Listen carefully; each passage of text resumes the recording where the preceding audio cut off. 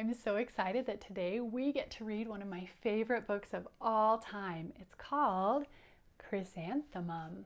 Can you say chrysanthemum? Ready? Chrysanthemum. Yeah, a chrysanthemum is a type of flower that has lots and lots of petals on it, but it's also the name of this little mouse. And Chrysanthemum loves her name until she goes to school and the other kids start making fun of her for it. So we'll find out what happens to Chrysanthemum in just a minute. But first, I want to introduce you to two of my friendship bugs. The first one, I'm sorry to tell you, is not actually a very nice friendship bug. Her name is Teaser. Can you say that? Teaser. Yeah. Teaser is my friendship bug who always teases the other kids and the other bugs, who makes fun of them, who makes them feel badly about themselves. So I'll give you an example. If Teaser saw a kid who had pointy ears, like the tips were a little bit pointy, she would say, "Ew, why are your ears pointy? You look like an elf." Or if she saw someone who had skinny legs, she would laugh and point and say, "Your legs are skinny. It looks like you have bird legs." Or if she saw someone who had glasses, and the glasses were kind of thick to help the kids see better, she might say, "Your glasses make you look like you have bug eyes. Bug eyes, bug eyes." But it's not just the way kids look that she makes fun of. She makes fun of kids for things they can and cannot do as well. So if she saw a kid who couldn't throw a ball very far, she would say, "What? You can't even throw a ball that far? Are you a baby?" Or if she saw a kid who couldn't run very fast to win a race, she might say, "Oh, I'm faster than that." She always makes everyone feel badly about themselves by the words that she says to them. It's why she doesn't actually have very many friends. Let's actually put Teaser away and take out the opposite of Teaser, which is Uplifter. Can you say uplifter? Uplifter. Uplifter is my friendship bug who tries to help other bugs and kids feel better, not worse about themselves. So if she saw someone who had pointy ears, she probably just wouldn't even say anything about it. She would just say, "Hey, want to be friends?" If she saw someone who had skinny legs, she might think to herself, "Well, some kids have skinny legs, some kids have regular legs, some kids have big legs. It doesn't matter to me," and she would still be nice to that person. If she saw someone who had thick glasses, she might say something like, "I like your glasses, I'm glad they help you see." She also doesn't make fun of kids for what they can or cannot do. If she saw someone who couldn't throw a ball very far, she would still invite them to be on her team because it doesn't matter to her how far you can throw a ball. If she saw someone who tried to win a race but they didn't win, she might say, "Hey, good try in the race today." She tries to uplift other bugs and other kids. She tries to make them feel better, not worse. And it's actually why she has a lot of friends. Everyone loves to be around Uplifter because she makes them feel better and happier. So let's read Chrysanthemum. And I want you to notice in this book, there's going to be a few examples of teasers who tease Chrysanthemum and make her feel bad about herself. And then at the end, we'll see an uplifter too. The day she was born was the happiest day in her parents' lives. "She's perfect," said her mother. "Absolutely," said her father.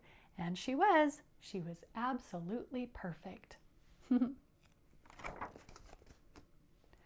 "Her name must be everything she is," said her mother. "Her name must be absolutely perfect," said her father. And it was. Chrysanthemum. Her parents named her Chrysanthemum. Do you still remember how to say it? Her name is Chrysanthemum. Good. Chrysanthemum grew and grew and grew. And when she was old enough to appreciate it, Chrysanthemum loved her name. She's standing in her yard and she says, "I love my name." Can you do that like her? Ready? "I love my name." Yeah, she loves to be named Chrysanthemum.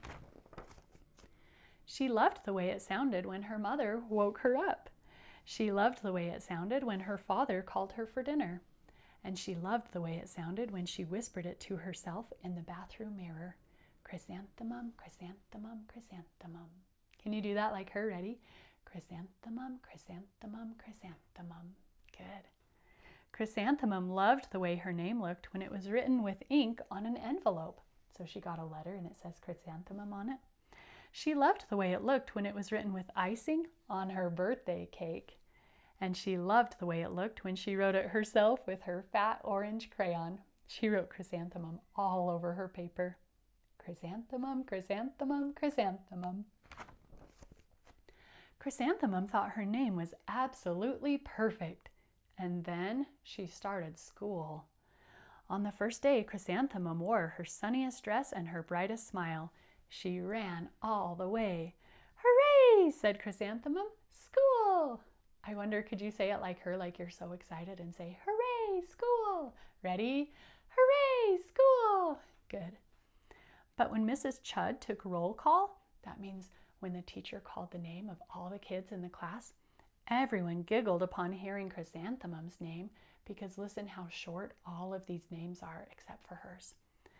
Dawn, Eve, Lois, Al, Les, Kay, Max, Sue, Bill, Pat, Tom, Sam, Ken, Joe, Rita, Victoria, Chrysanthemum. She has the longest name in the class. It's so long, said Joe. It scarcely fits on your name tag, said Rita, pointing. I'm named after my grandmother, said Victoria. You're named after a flower. Chrysanthemum wilted. That means she was standing straight, but if she wilted, she kind of bent over because it made her feel bad, like, oh.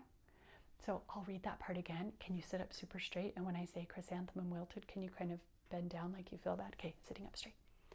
Chrysanthemum wilted. Oh, good. She did not think her name was absolutely perfect. She thought it was absolutely dreadful. The rest of the day was not much better. During nap time, Victoria raised her hand and informed Mrs. Chud that Chrysanthemum's name was spelled with 13 letters. That's exactly half as many letters as there are in the entire alphabet, Victoria explained. Thank you for sharing that with us, Victoria, said Mrs. Chud. Now put your head down. So even nap time was hard for Chrysanthemum. If I had a name like yours, I'd change it, Victoria said as the students lined up to go home. So I want you to notice through the rest of the book, Victoria is the worst teaser. She's the one that makes Chrysanthemum feel so badly about herself. If I had a name like yours, I'd change it, Victoria said as the students lined up to go home. I wish I could, thought Chrysanthemum miserably. Welcome home, said her mother. Welcome home, said her father. School is no place for me, said Chrysanthemum. My name is too long. It scarcely fits on my name tag, and I'm named after a flower. Oh, pish, said her mother. Your name is beautiful, and precious and priceless and fascinating and winsome, said her father. It's everything you are, said her mother. Absolutely perfect, said her father. I wonder, could you say it like her parents and say, oh, pish, your name is perfect. Ready? Oh, pish, your name is perfect. Good. Chrysanthemum felt much better after her favorite dinner, macaroni and cheese with ketchup, and an evening filled with hugs and kisses and parcheesi. You can see her parents are playing games with her, trying to make her feel better. That night, Chrysanthemum dreamed that her name was Jane. It was an extremely pleasant dream, because listen how short and easy it is to say the name Jane. Jane. Can you do that? Jane. Yeah, compared to Chrysanthemum, Jane is much easier. The next morning, Chrysanthemum wore her most comfortable jumper. She walked to school as slowly as she could. She dragged her feet in the dirt. Chrysanthemum, chrysanthemum, chrysanthemum, she wrote.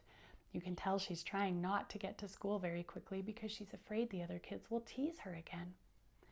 She even looks like a flower, said Victoria as Chrysanthemum entered the playground. Let's pick her, said Rita, pointing. Let's smell her, said Joe.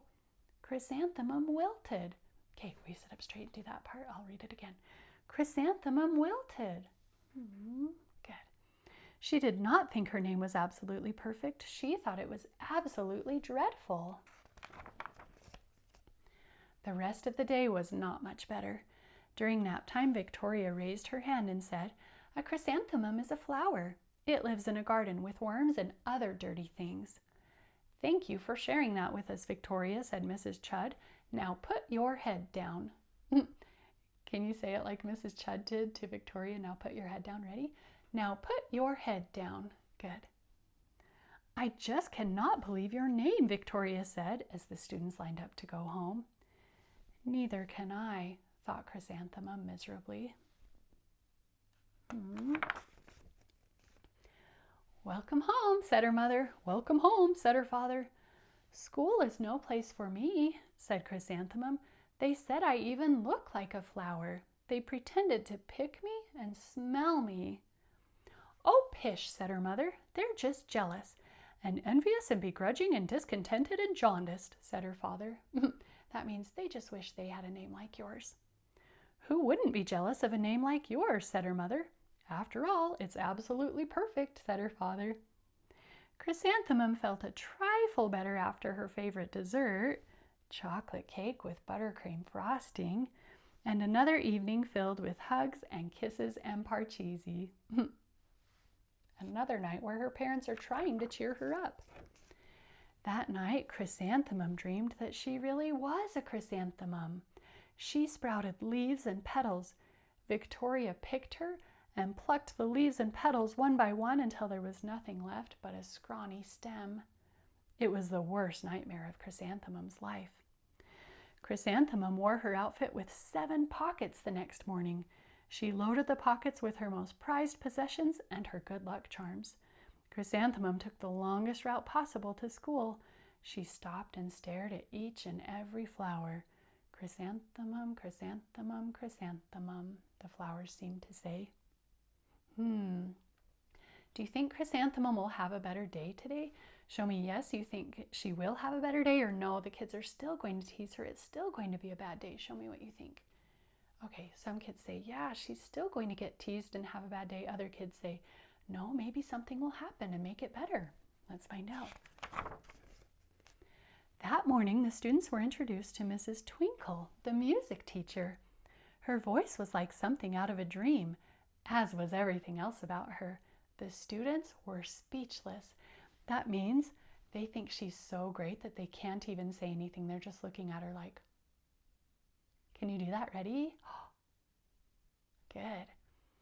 The students were speechless. They thought Mrs. Twinkle was an indescribable wonder. They went out of their way to make a nice impression. They want her to think that they're the very best class. Mrs. Twinkle led the students in scales. Then she assigned roles for the class musicale.